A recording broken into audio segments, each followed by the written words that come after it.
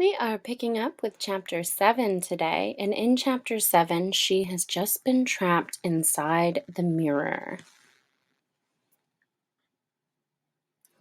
Somewhere inside her, Coraline could feel a huge sob welling up.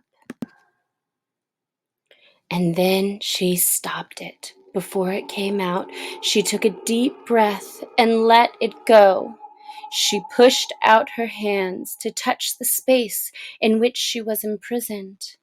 It was the size of a broom closet, tall enough to stand in or to sit in, not wide or deep enough to lie down in. One wall was glass, and it felt cold to the touch. She went around the tiny room a second time, running her hands over every surface that she could reach, feeling for doorknobs or switches or concealed catches, some kind of way out, and found nothing. A spider scuttled over the back of her hand, and she choked back a shriek. But apart from the spider, she was alone in the closet, in the pitch dark. And then her hand touched something that felt for all the world like somebody's cheek and lips, small and cold, and a voice whispered in her ear, "Hush and shush, say nothing, for the bedlam might be listening." Coraline said nothing.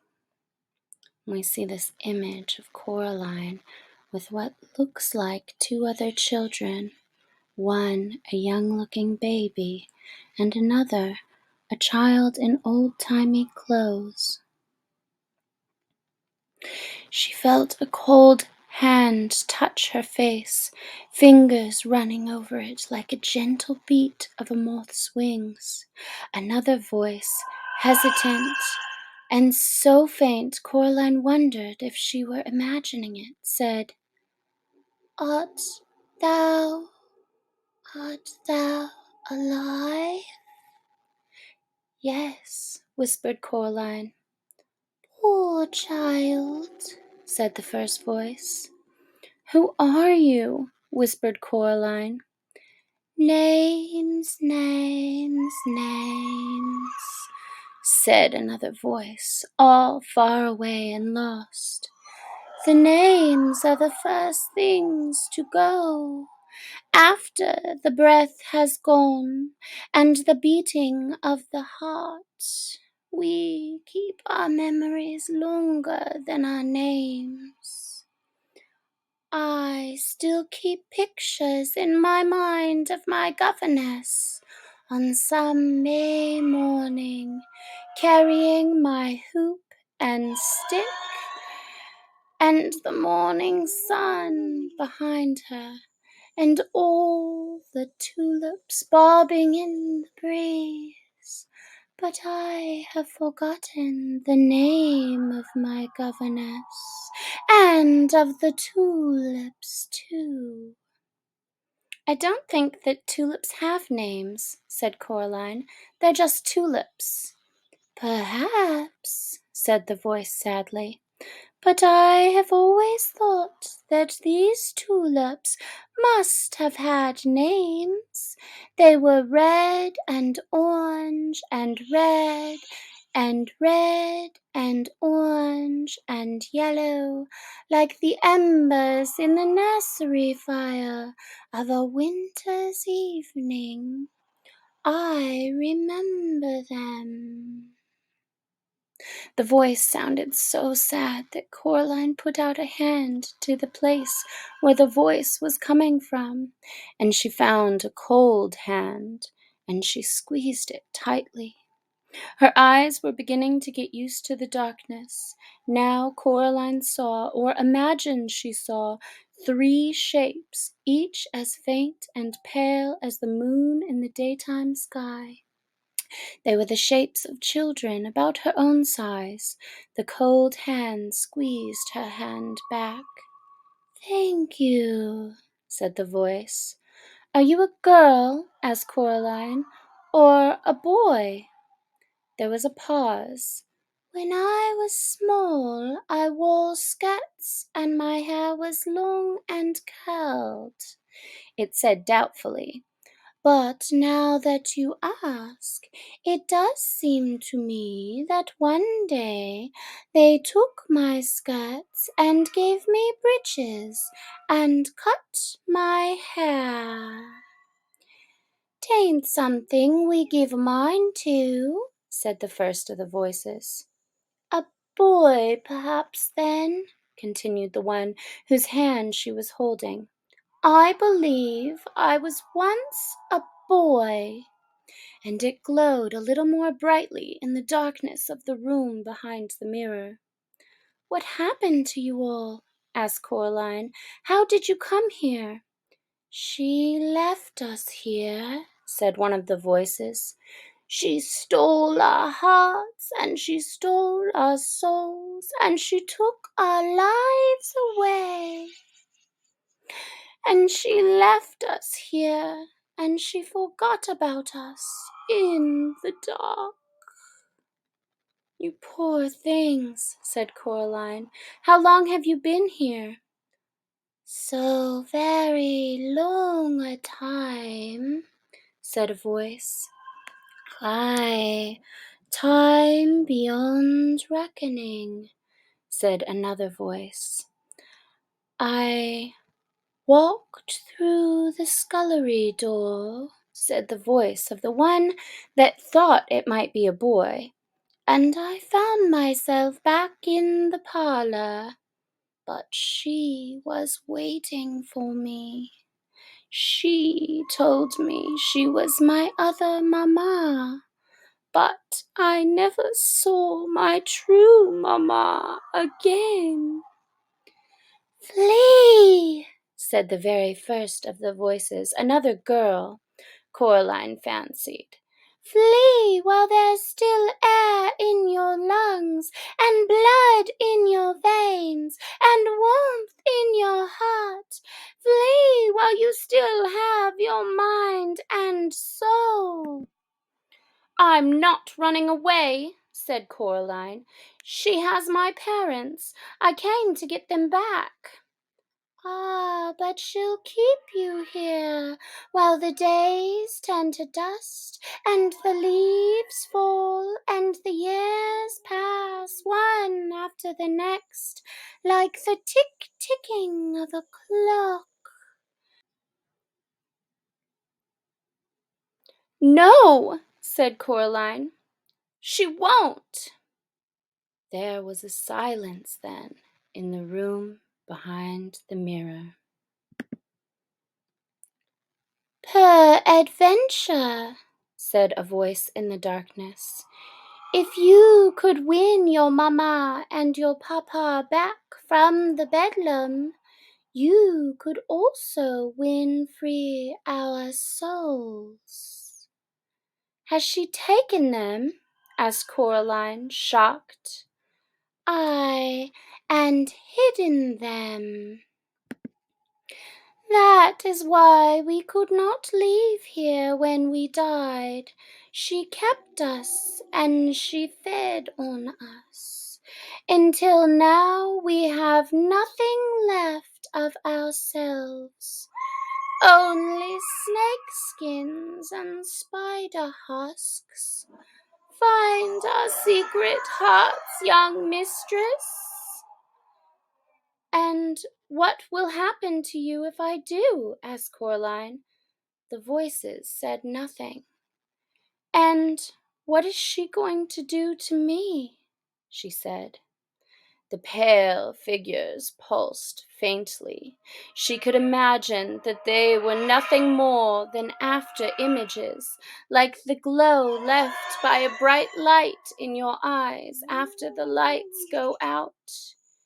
"It doth not hurt," whispered one faint voice.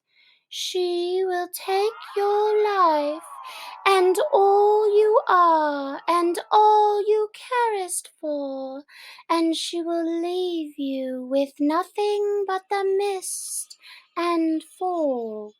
She'll take your joy, and one day you'll awake, and your heart and soul will have gone. A husk you'll be, a wisp you'll be, and a thing no more than a dream on waking, or a memory of something forgotten. Hollow, whispered the third voice. Hollow, hollow, hollow, hollow. You must flee, sighed a voice faintly. I don't think so, said Coraline. I tried running away, and it didn't work. She just took my parents. Can you tell me how to get out of this room? If we knew, then we would tell you. Poor things, said Coraline to herself. She sat down, she took off her sweater and rolled it up and put it behind her head as a pillow. She won't keep me in the dark forever, said Coraline. She brought me here to play games and challenges, the cat said. I'm not much of a challenge here in the dark. She tried to get comfortable, twisting and bending herself to fit in the cramped space behind the mirror. Her stomach rumbled. She ate her last apple, taking the tiniest bites, making it last as long as she could. When she had finished, she was still hungry. Then an idea struck her, and she whispered, When she comes to let me out, why don't you three come with me? We wish that we could, they sighed to her in their barely there voices. But she has our hearts in her keeping. Now we belong to the dark and the empty places. The light would shrivel us and burn. Oh, said Coraline. She closed her eyes, which made the darkness darker, and she rested her head on the rolled-up sweater, and she went to sleep. And as she fell asleep, she thought she felt a ghost kiss her cheek tenderly, and a small voice whisper into her ear, a voice that was so faint it was barely there at all, a gentle, wispy nothing of a voice, so hushed that Coraline could almost believe she imagined it. Look through the stone, it said to her, and then she slept. Chapter 8. We have an image here of a lot of random objects kind of being just pushed into an empty space. There's like a bunny and a dolly and a feather and some paper and maybe knives and an artist palette and a weird-looking upside-down clown and a spider. The other mother looked healthier than before. There was a little blush to her cheeks, and her hair was wriggling like lazy snakes on a warm day. Her black button eyes seemed as if they had been freshly polished. She had pushed through the mirror as if she were walking through nothing more solid than water, and had stared down at Coraline. Then she had opened the door with a little silver key. She picked Coraline up just as Coraline's real mother had when Coraline was much younger, cradling the half-sleeping child as if she were a baby.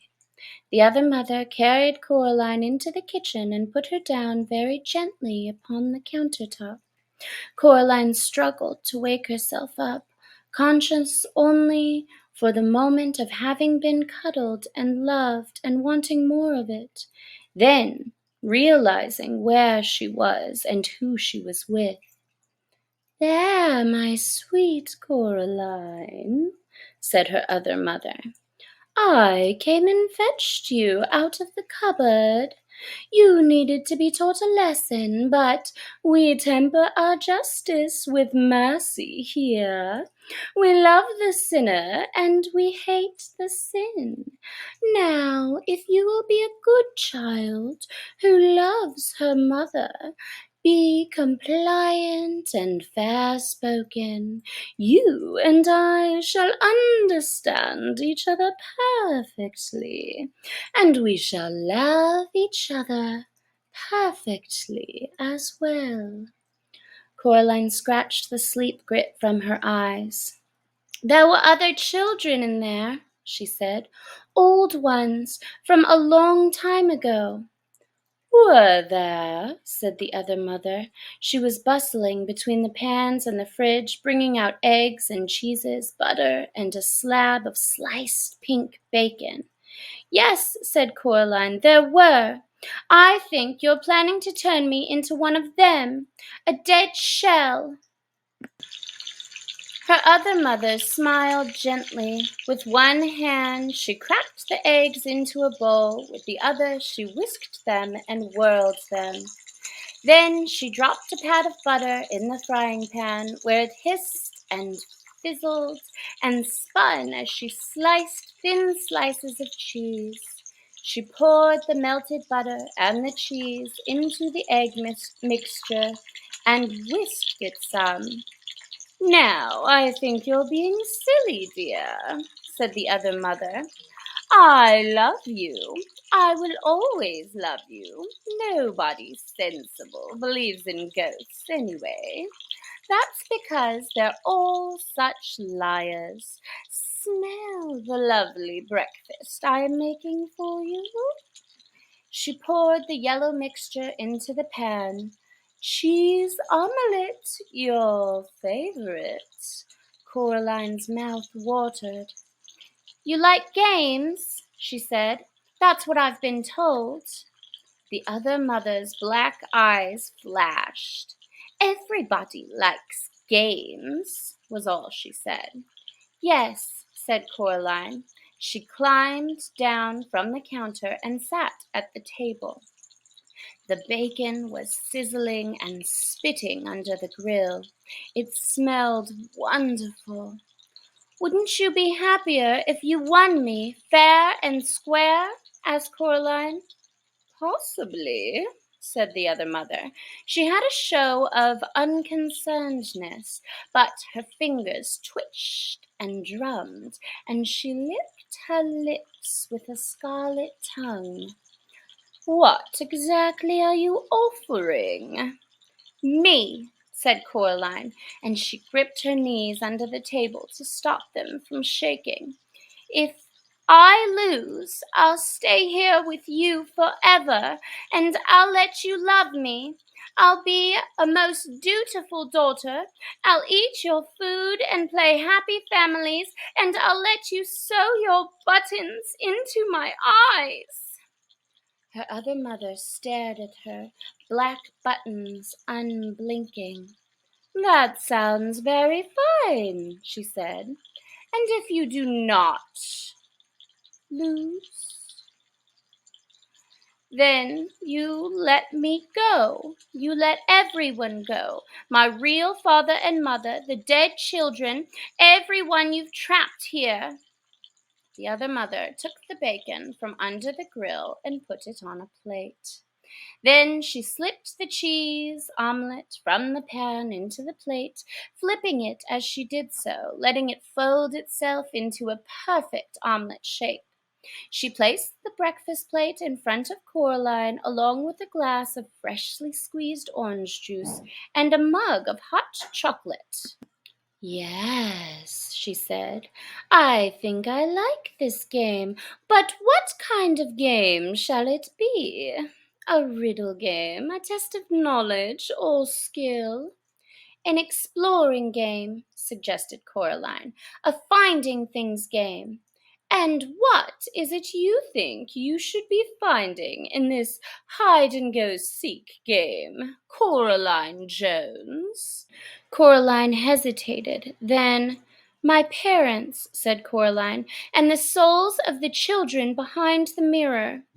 The other mothers smiled at this triumphantly, and Coraline wondered if she had made the right choice. Still, it was too late to change her mind now. A deal, said the other mother. Now eat up your breakfast, my sweet. Don't worry, it won't hurt you. Coraline stared at breakfast, hating herself for giving in so easily, but she was starving. How do I know you'll keep your word? Asked Coraline. I swear it, said the other mother. I swear it on my own mother's grave. Does she have a grave? Asked Coraline. Oh, yes, said the other mother. I put her in there myself. And when I found her trying to crawl out, I put her back. Swear on something else so I can trust you keep your word. My right hand, said the other mother, holding it up. She waggled the long fingers slowly, displaying the claw-like nails. I swear on that. Coraline shrugged. Okay, she said. It's a deal. She ate the breakfast, trying not to wolf it down. She was hungrier than she had thought. As she ate, her other mother stared at her. It was hard to read expressions into those black button eyes, but Coraline thought that her other mother looked hungry too. She drank the orange juice, but even though she knew she would like it, she could not bring herself to taste the hot chocolate. Where should I start looking? Asked Coraline. Where you wish, said her other mother, as if she did not care at all.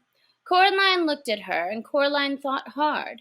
There was no point, she decided, in exploring the garden and the grounds. They didn't exist. They weren't real. There was no abandoned tennis court in the other mother's world, no bottomless well. All that was real was the house itself. She looked around the kitchen. She opened the oven, peered into the freezer, poked into the salad compartment of the fridge. The other mother followed her about, looking at Coraline with a smirk, always hovering at the edge of her lips. How big are the souls, anyway? Asked Coraline.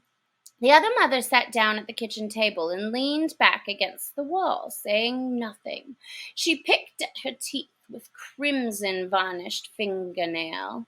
Then she tapped the finger gently, tap, tap, tap, against the polished black surface of her black button eyes. Fine, said Coraline. Don't tell me. I don't care. It doesn't matter if you help me or not. Everyone knows that a soul is the same size as a beach ball.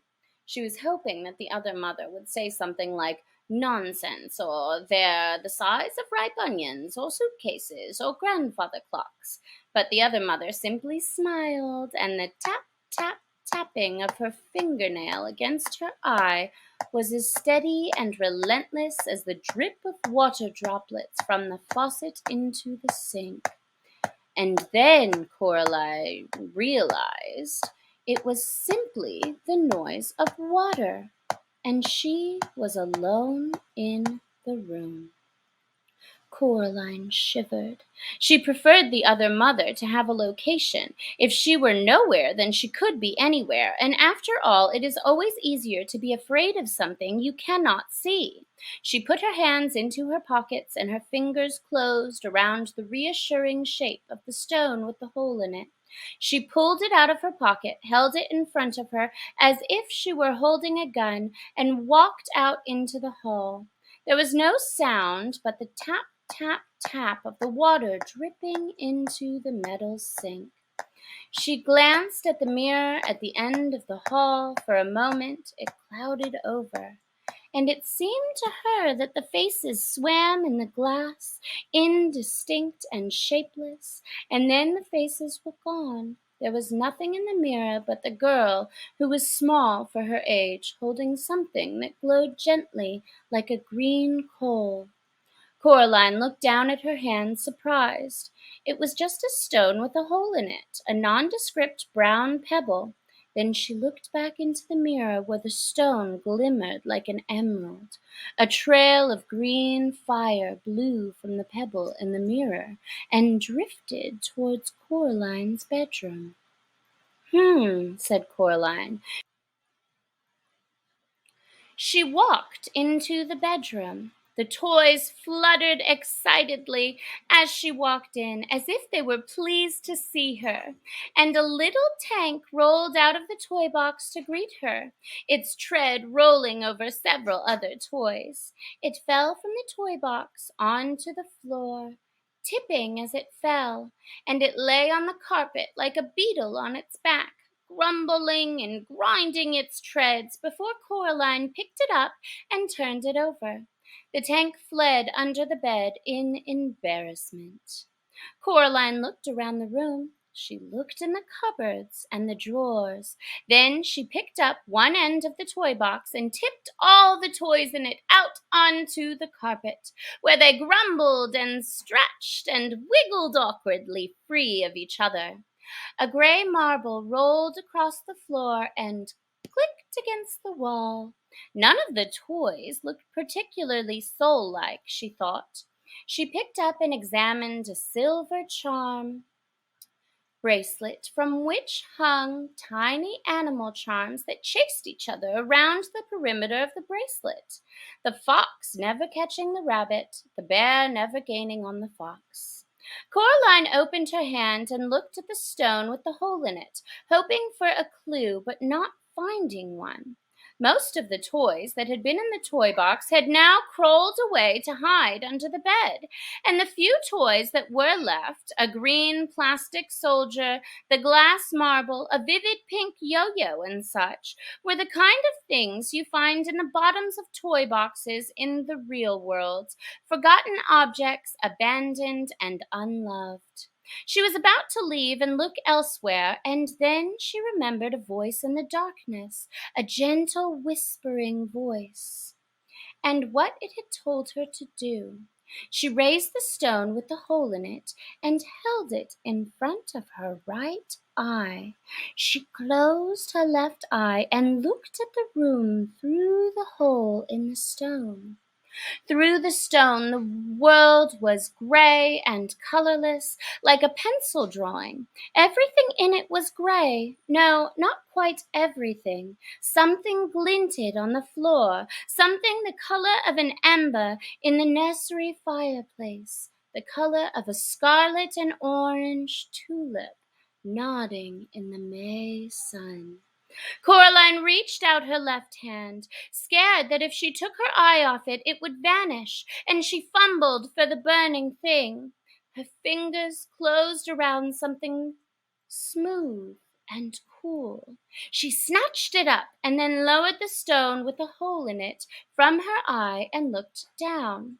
The gray glass marble from the bottom of the toy box sat dully in the pink palm of her hand. She raised the stone to her eye once more and looked through it at the marble. Once again the marble burned and flickered with a red fire. A voice whispered in her mind, "Indeed, lady, it comes to me that I certainly was a boy. Now I do not think on it. Oh, but you must hurry. There are 2 of us still to find, and the Bedlam is already angry with you for uncovering me." If I'm going to do this, thought Coraline, I'm not going to do it in her clothes. She changed back into her pajamas and her dressing gown and her slippers, leaving the gray sweater and the black jeans neatly folded up on the bed, the orange boots in the floor by the toy box. She put the marble into her dressing gown pocket and walked out into the hall. Something stung her face and hands like sand blowing on a beach on a windy day. She covered her eyes and pushed forward. The sand stings got worse, and it got harder and harder to walk, as if she were pushing into the wind on a particularly blustery day. It was a vicious wind and a cold one. She took a step backwards, the way that she had come. "Oh, keep going," whispered a ghost voice in her ear, "for the Bedlam is angry." She stepped forward in the hallway into another gust of wind which stung her cheeks and face with invisible sand, sharp as needles, sharp as glass. "Play fair!" shouted Coraline into the wind. There was no reply, but the wind whipped about her one more time, petulantly, and then it dropped away and was gone. As she passed the kitchen, Coraline could hear, in the sudden silence, the drip-drip of the water from the leaking tap, or perhaps the other mother's long fingernails tapping impatiently against the table. Coraline resisted the urge to look. In a couple of strides she reached the front door and she walked outside. Coraline went down the steps and around the house until she reached the other Miss Spink and Miss Forcible's flat. The lamps around the door were flickering on and off almost randomly now, spelling out no words that Coraline could understand. The door was closed. She was afraid it was locked, and she pushed on it with all her strength. First it stuck, then suddenly it gave, and with a jerk Coraline stumbled into the dark room beyond. Coraline closed one hand around the stone with the hole in it and walked forward into the blackness. She expected to find a curtained anteroom. The room was dark. The theater was empty. She moved ahead cautiously. Something rustled above her. She looked up into a deeper darkness, and as she did so, her feet knocked against something. She reached down, picked up a flashlight, and clicked it on, sweeping the beam around the room. The theater was derelict and abandoned. Chairs were broken on the floor, and old, dusty spiderwebs draped the walls and hung from the rotten wood and decomposing velvet hangings. Something rustled once again. Coraline directed her light beam upward toward the ceiling. There were things up there, hairless jellyfish. She thought they might once have had faces, might even once have been dogs, but no dogs had wings like bats or could hang like spiders, like bats upside down.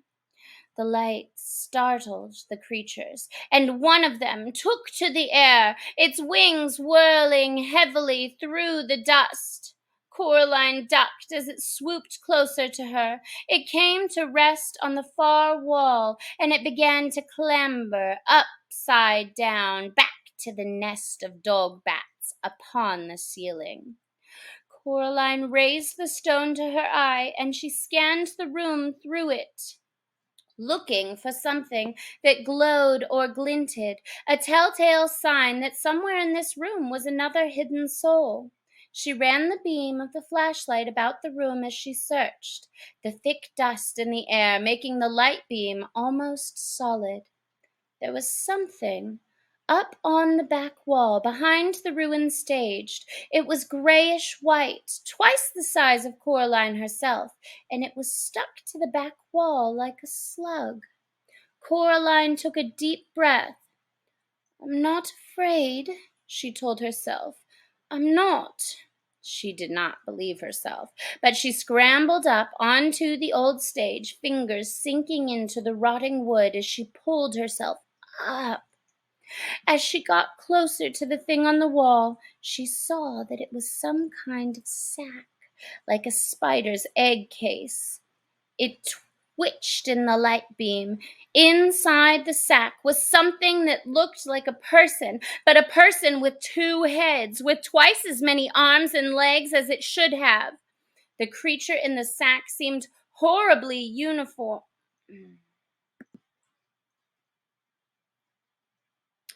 As she got closer to the thing on the wall, she saw that it was some kind of sack, like a spider's egg case. It twitched in the light beam. Inside the sack was something that looked like a person, but a person with 2 heads, with twice as many arms and legs as it should have. The creature in the sack seemed horribly unformed and unfinished, as if 2 plasticine people had been warmed and rolled together, squashed and pressed into one thing. Coraline hesitated. She did not want to approach the thing. The dog bats dropped one by one from the ceiling and began to circle the room, coming close to her, but never touching her. Perhaps there are no souls hidden in here, she thought. Perhaps I can just leave and go somewhere else. She took a last look through the hole in the stone. The abandoned theater was still a bleak gray, but now there was a brown glow, as rich and as bright as polished cherry wood, coming from inside the sack. Whatever was glowing was being held in one of the hands of the thing on the wall. Coraline walked slowly across the damp stage, trying to make as little noise as she could, afraid that if she disturbed the thing on the sack, it would open its eyes and see her, and then... But there was nothing that she could think of as scary as having it look. Coraline walked slowly across the damp stage, trying to make as little noise as she could, afraid that if she disturbed the thing in the sack, it would open its eyes and see her, and then... But there was nothing that she could think of as scary as having it look at her. Her heart pounded in her chest. She took another step forward. She had never been so scared, but still she walked forward until she reached the sack. Then she pushed her hand into the sticky, clinging whiteness of the stuff on the wall. It crackled softly like a tiny fire as she pushed, and it clung to her skin and clothes like a spider web clings, like white cotton candy. She pushed her hand into it, and she reached upward until she touched a cold hand, which was, she could feel, closed around another glass marble. The creature's skin felt slippery, as if it had been covered in jelly. Coraline tugged at the marble. At first, nothing happened. It was held tight in the creature's grasp. Then, one by one, the fingers loosened their grip, and the marble slipped into her hand. She pulled her arm back through the sticky webbing, relieved that the thing's eyes had not opened. She shone the light on the faces. They resembled, she decided, the younger versions of Miss Spink and Miss Forcible, but twisted and squeezed together like 2 lumps of wax that had melted and melded together into one ghastly thing. Without warning, one of the creature's hands made a grab for Coraline's arm. Its fingernails scraped her skin, but it was too slippery to grip, and Coraline pulled away successfully, and then the eyes opened, 4 black buttons glinting and staring down at her, and 2 voices that sounded like no voice that Coraline had ever heard began to speak to her. One of them wailed and whispered. The other buzzed like a fat and angry blue bottle at a window pane. But the voices said as one person, "Eve, give it back! Stop, thief!" The air became alive with dog bats. Coraline began to back away. She realized then that, terrifying though the thing on the wall that had once been the other Mrs. Spink and Miss Forcible was, it was attached to the wall by its web, encased in its cocoon. It could not follow her. The dog bats flapped and fluttered about her, but they did nothing to hurt Coraline. She climbed down from the stage, shone the flashlight about the old theater, looking for a way out. "Flee, miss," wailed a girl's voice in her head. "Flee now! You have two of us. Flee this place while your blood still flows." Coraline dropped the marble into her pocket beside the other. She spotted the door, ran to it, and pulled on it until it opened.